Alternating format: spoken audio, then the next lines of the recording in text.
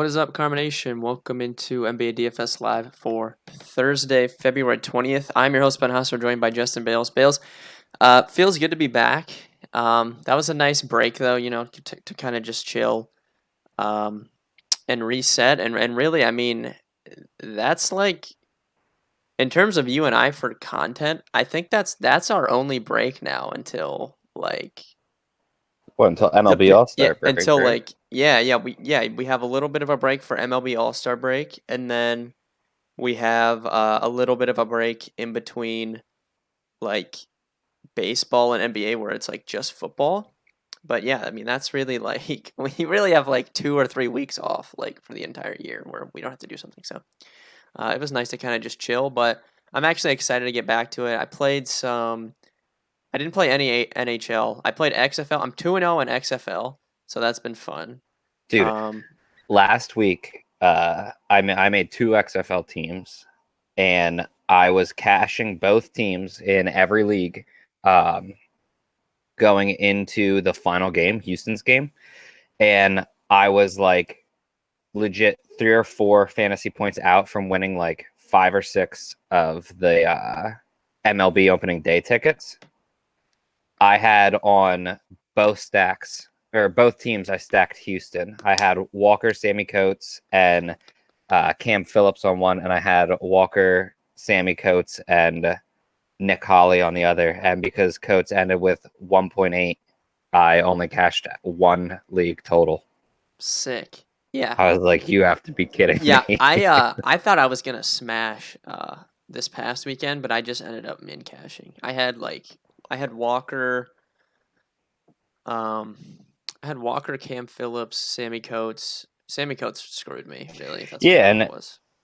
he got so many targets week one, so many air yards. Like you were like, Coates is gonna break out for sure, and then Yeah, I well, had one like for 8 yards. Seattle D. I also had Joe Horn. I played Horn instead of that tight end from Dallas. That screwed me. Um Dude, I played Dante's Bird on one. And if Silvers hits him on that 50-yard touchdown, he was owned under 1% for min price. And yeah, Silvers missed him on that wide open touchdown. I was looking at that guy from Dallas, and I was like, should I play this guy? Because he was like the same price as Horn, and I was like, Horn eh. was popular. I Yeah, played Horn that's on what one of kind the of two saved me teams. because he was like 30%. But that dude from Dallas went ham, dude. He had like 75 yards and a touchdown, and he was like 3% owned. I was like, yeah, I should have played him. But Yeah. oh well. So yeah, let's get into NBA. If you guys have any questions, go ahead and ask in chat. As far as injuries go, Kyrie Irving apparently re-aggravated his shoulder injury, and he is now out indefinitely again. So it's kind of going to be the Dinwiddie and Karis LeVert show for the time being in Brooklyn. Both of them seem kind of underpriced. It's not like this matchup against Philly is that good, but I still think they're a little bit too cheap, especially on like FanDuel. Dinwiddie's under 7K. That's just too cheap for him. The Bulls, I don't know. Apparently, a week off for the Bulls didn't help because everyone is still out. Otto Porter, Larry Markkinen, Wendell Carter Jr., Chris Dunn, Denzel Valentine, and Chandler Hutchinson are all out for the Bulls. So, um, basically, we're going to be focusing on the Bulls a lot in cash. I think like the cheaper guys, Shaq Harrison's at 1.1 minutes, 1.1 fantasy points per minute with those guys off the floor. I'm assuming he starts in place of Hutchison, so he's going to be a popular value play. I like Kobe White a lot. His numbers with those guys off the floor aren't great, but you figure he's going to take on a little bit more of a role in terms of shot attempts. So I like Kobe White. Thad Young's at 0.95 fantasy points per minute, and then Zach LaVine is expensive, 9K, but with those players off the floor, he's at a 33% usage rate with 1.5 fantasy points per minute. So pretty good marks for him. Reggie Jackson got bought out by the Pistons and joined the Clippers. So I mean, Derrick Rose is the big winner there because his numbers with Drummond and Reggie Jackson and those guys off the floor are really good. He did have a week off. So that last game that the Pistons played a week ago, he only played 17 minutes because he had that hip injury, but I'm assuming he's going to be fine because he had the week off. And it's not like he missed the last game. So I think Rose is a really good play. I think Bruce Brown specifically on FanDuel is a winner there. And then I don't mind Svi Mykolic as like a pivot because it seems like everyone's just going to go to Rose and Bruce Brown. But I mean, Svi can get hot from three and he should, see minutes. So I don't mind him.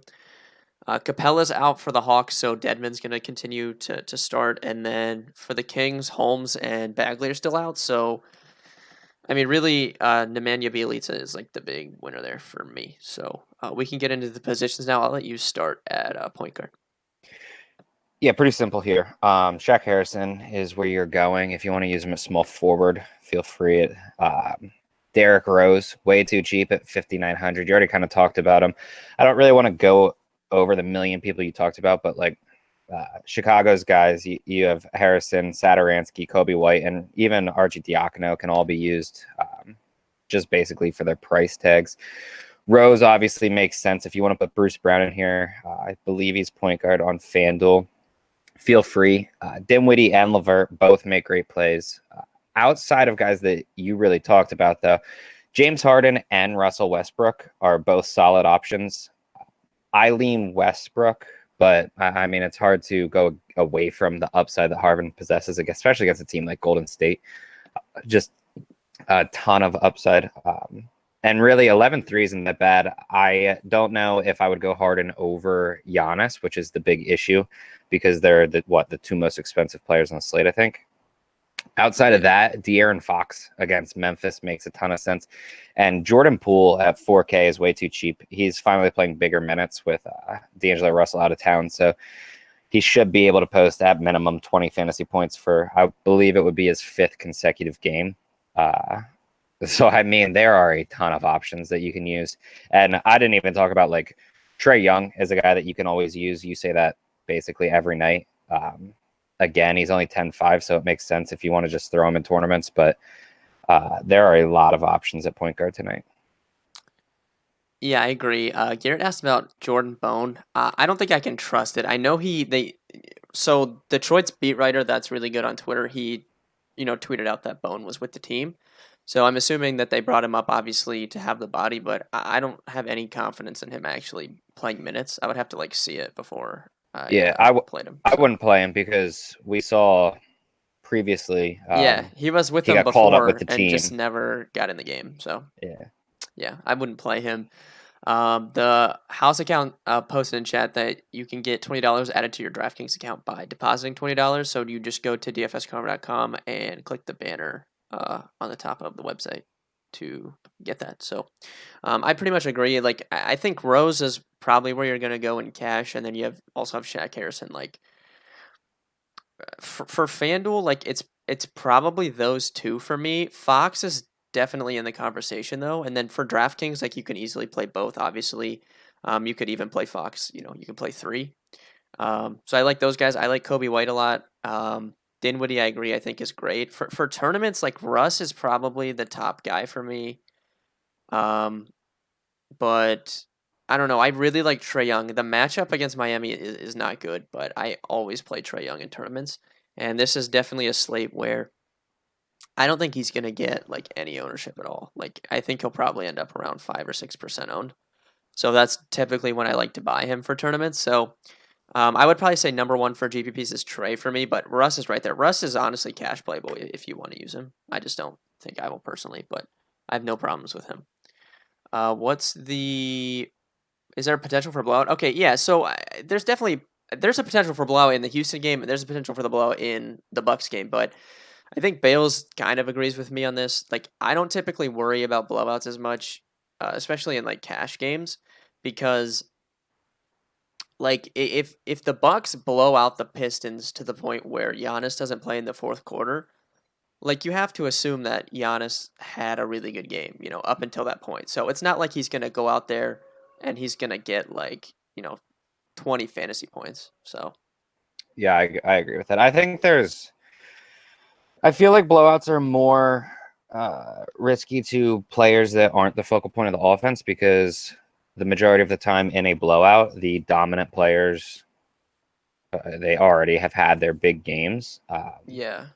But then if you're not an overly dominant player, you're not always pulled in a blowout. So I don't know. Blowouts in the NBA aren't really something that I concern myself too much with, especially because the variance is so high at this sport that a team could be a 10-point favorite and Golden State could knock off Houston tonight. Is it likely? No, but I don't know. It just seems like blowouts are kind of a Yeah. little overrated. For Houston, like it's kind, but you don't even have to worry about it for Houston because it's proven that D'Antoni just doesn't care and he just runs like Harden plays minutes regardless of what the score is. Like he's gonna run his guys out there for upper 30s of minutes anyway. So Houston in specific, you never have to worry about blowouts. The Bucks, you do to an extent, but like if the Bucks really blow out the Pistons tonight, I would assume that Giannis has a big game. If you like a power forward for FanDuel, we will get to that. So let's move to shooting guard.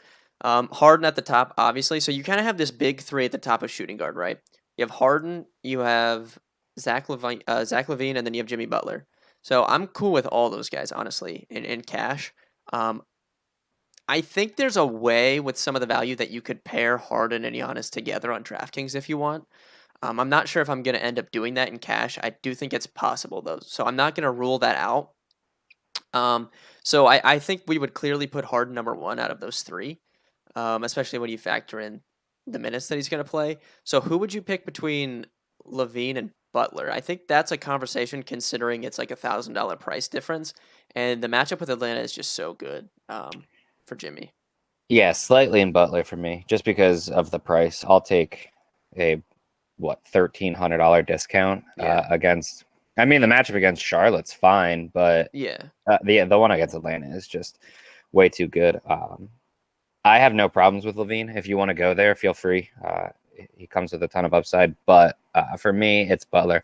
I don't know. I wouldn't say that I would take Butler over Harden if you could, but for the price difference between those two players too, I might lean slightly Butler, but I think it's just up in the air. yeah. I would probably rank them Harden, Butler, Levine, but then that just makes Levine a really good GPP play, especially when you factor in that.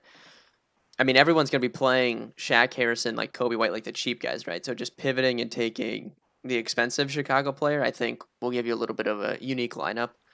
Bruce Brown, specifically on FanDuel, which we talked about, he's too cheap. Like that's someone that you're going to want to play in cash games. Karis LeVert, I think, is too cheap on DraftKings as well, so you could use him. Buddy Hield in that game against Memphis, I think, is fine at his price tag. And then Dylan Brooks, I think, honestly, on the opposite side of that game as well is good play. There's a lot of good shooting guards today, I think. Yeah, I agree with you. I'll add in if Eric Gordon plays, he's only 3,900, and when he plays big minutes, 20 fantasy points for him isn't exactly difficult. Damian Lee is only 5,200, and similarly to Poole, he's now playing big minutes. I like that. Josh Richardson's only 4,200. Feel free to play him against Brooklyn. I think we outlined the majority of people. I think you could take a shot on like Kyle Anderson or something if you wanted, but I wouldn't really rank him as an outstanding player or anything. Yeah, Richardson I had written down at small forward. I do think he's unplayable on DK just because of his price tag. It's just too cheap. John asked a good question. Will some of these guys who didn't play All-Star Weekend have some rust? I think that's interesting. So I think you could probably make that argument. It's just tough to actually know. But then you could also make the opposite argument of someone like Rose who played 17 minutes in his last game with a hip injury. Like he should be feeling better, right? Because he had the week off. So I don't know. It's tough to really know because I don't know these players personally. But I guess it is something that you could make an argument for.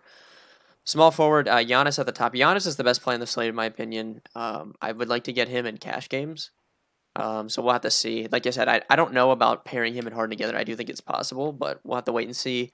I think Jay Crowder is still too cheap, given what he's done since being in Miami, and I think he'll probably be a pretty popular value play.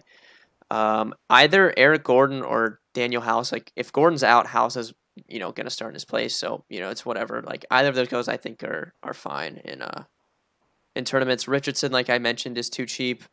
And then I don't mind Wiggins in GPPs either, but I really want to get to Giannis here, I think, in cash. Yeah, I have no problems with that. On DraftKings, where Giannis is only power forward, just play Shaq Harrison here because there's so many good Yeah. point guards and not so many good small forwards. Specifically for DraftKings, Robert Covington is small forward eligible. He makes a really good play. I think outside of that, like you pretty much nailed everyone. You can use like Karis LeVert here. We already talked about him. I think that's honestly probably my pool though. Yeah, Covington I think is probably a lock in cash for me at his price on DK. What is he like 55? Yeah. Yeah, that just seems like a little too cheap, I think. So Covington I think is a really strong play in all formats, but we'll move the power forward. I'll let you start here. Yeah, Giannis on DraftKings, where he's strictly power forward, makes a top option. Christian Wood, entirely too cheap. We already talked about Covington. Any of those three in cash, I don't really have any issues. Bielitsa is almost 6K, but he still comes with a ton of upside and a plus matchup against Memphis. I have no issues whatsoever there. You already talked about Thad Young at 5,400. I have no problems with him. You could take a shot on someone like PJ Washington as a high upside option. He gets a plus matchup against Chicago, and he's only 4,500, so I don't have any problems with him. Outside of that, if you want to like play PJ Tucker just as a cheap guy that's going to play a ton of minutes, feel free to do that. Al Horford at only 5K, I like. And did I already say Crowder? I think because you said it. Yeah. I already mentioned him. That's about it, though, I think. Yeah, I think there's a really clear pool at power forward for me. Like Giannis, obviously, which you mentioned. I think Christian Wood. I think Covington. I think Bielitsa. And then, like, honestly, PJ Washington, that was a great call. If you look like before the All Star break, they moved him into the starting lineup for those final three games. And if you look at his minutes, I believe it was 29, 31, and 36 in those three games. So, um, yeah, I think he's too cheap. Given like I don't really think he's priced according to that role. So as long as he's starting again tonight, I think he's a really strong play. For GPPs, I don't mind Jaren Jackson always in tournaments, especially as long as he's around 6K. Draymond Green, I think, is fine as well. But that pretty much does it for center. I think Embiid is probably the clear guy here. But I guess it would kind of come down to if you want to play Embiid or Jimmy Butler. I feel like Bam Adebayo you can make a case for over Embiid. Yeah, I mean the matchup is good, obviously, I for think for I think both of it's them. But Embiid. If you're not looking at Wood as a center, I think that Embiid and Adebayo are so much better than basically everybody else that yeah, it just makes sense to go with them. yeah, I don't mind like Joe Val in tournaments. I don't mind Deadman. Like matchup really really tough, but he's still cheap, and Atlanta's actually given him minutes, so I don't mind Deadman. I don't mind PJ Tucker, who you mentioned at power forward. I think you can use him, but yeah, it's probably Embiid or Bam. Um, I I guess if okay, so if you didn't play Harden, like if you could probably get Giannis, Embiid, and Butler if you really wanted. If you didn't play Harden, I think might be able probably, to do that. which I think that's probably a solid strategy. Yeah, because you just have to figure you Yeah, would put Shaq in. You'd probably put Kobe White in. you Um, could play Covington you could for play only 55. Covington. Yeah, you could probably do it. You could throw Richardson in if you really needed to.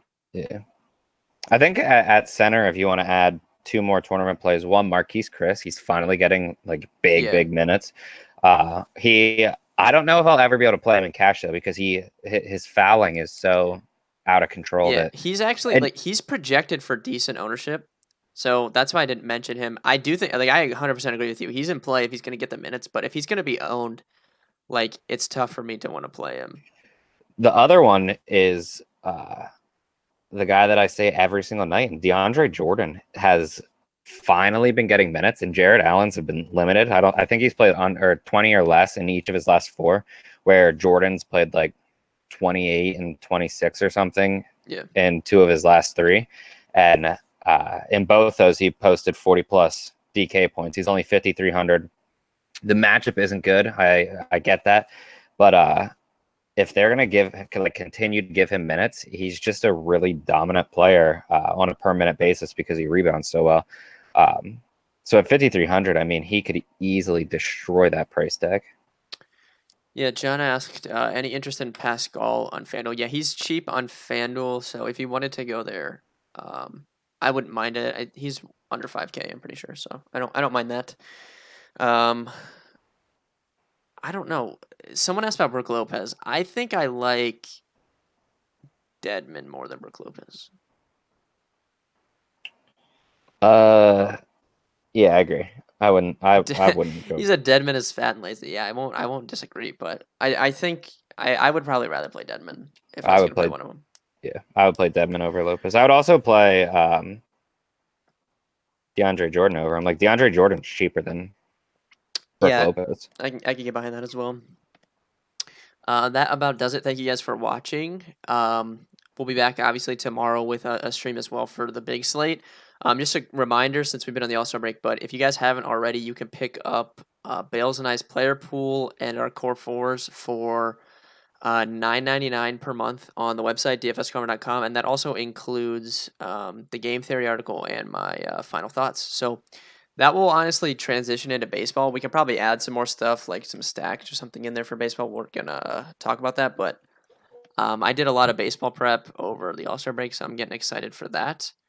Jacob said Horford. Horford on DraftKings at his price, I think is fine, honestly, but like any of those supplementary Philly guys outside of Embiid and Simmons are just like GPP only. Like I can't play them in cash unless someone's out.